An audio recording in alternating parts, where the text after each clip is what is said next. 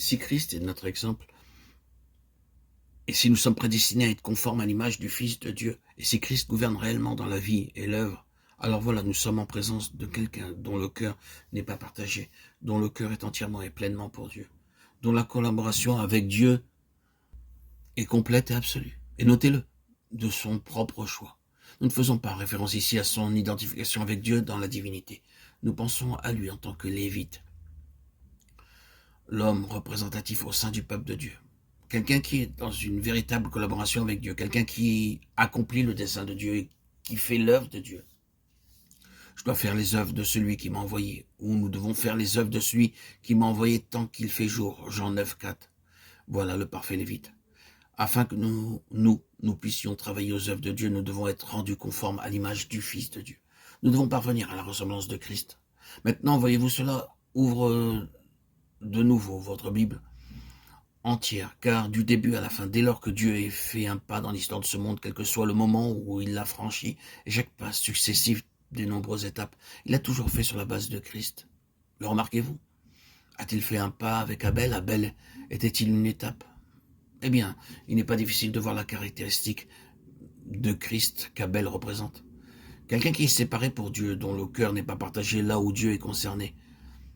Ainsi, à présent, nous pourrions continuer. Mais voyez, chaque nouvelle étape, avec chaque nouvel homme au commencement, chaque nouvel homme, Abel, Enoch, Noé, Abraham, et ainsi de suite, a conduit jusqu'au peuple d'Israël, jusqu'aux Lévites. Et vous continuez ainsi. À chaque étape que Dieu a passée, il l'a fait sur la base de Christ. Dieu n'a jamais avancé sur un autre fondement que son Fils. Vous et moi serons au dehors des mouvements de Dieu, et si nous n'avançons pas sur le modèle de Christ. Et Christ est ce Lévite qui englobe tout, et qui a un cœur uniquement pour Dieu. Celui qui, à n'importe quel prix, prouvera que son cœur est tout entier pour Dieu, et qui réagira de manière violente contre toute insinuation de l'ennemi qui voudrait enlever quelque chose au Père. Suivant ce principe, les Lévites l'ont fait lorsqu'ils prirent l'épée. Ce fut une réaction violente contre une intrusion visant à ôter quelque chose qui appartenait à Dieu. Voilà Christ, de sorte qu'être appelé à une communion avec le Fils de Dieu consiste à être appelé à une position lévitique d'une séparation absolue pour Dieu, d'un cœur sans réserve pour Dieu, à une réaction contre tout ce qui s'en prendrait à ce qui est de Dieu, qui déshonorerait son nom, et à toute autre chose que le Lévite symbolise. Désormais, je crois que vous saisissez la vérité, la pensée, l'idée. Les informations sont multiples, tous les détails trop nombreux pour couvrir ce domaine, mais voilà où nous en sommes, ce à quoi nous sommes confrontés. Le Seigneur voudrait franchir de nouvelles étapes, le Seigneur souhaiterait avancer, le Seigneur désirait conduire son peuple en avant. Mais sa méthode a toujours été, en tout temps, de trouver soit un homme, soit un peuple de l'ordre des Lévites, de la même nature. Lorsqu'il l'a, il peut réaliser quelque chose de plus. Il a la possibilité d'avancer. Il a besoin de cela aujourd'hui. Et il en a besoin partout. À cette fin, il n'est pas nécessaire que nous soyons tous ensemble au même endroit, nous pouvons être dispersés sur la terre. Mais le principe de sainteté envers le Seigneur, le principe d'un cœur sans partage, d'un cœur entier, donné au Seigneur, offert au Seigneur, d'une réaction jalouse, brûlante contre toute touche de corruption de l'ennemi.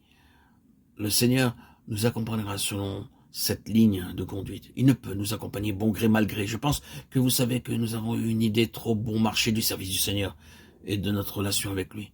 Trop bon marché, simplement trop facile. N'importe qui conviendra, n'importe quoi fera l'affaire, la plupart. Oh non, si cela nous dit une seule chose, c'est non, non, non. Un non absolu.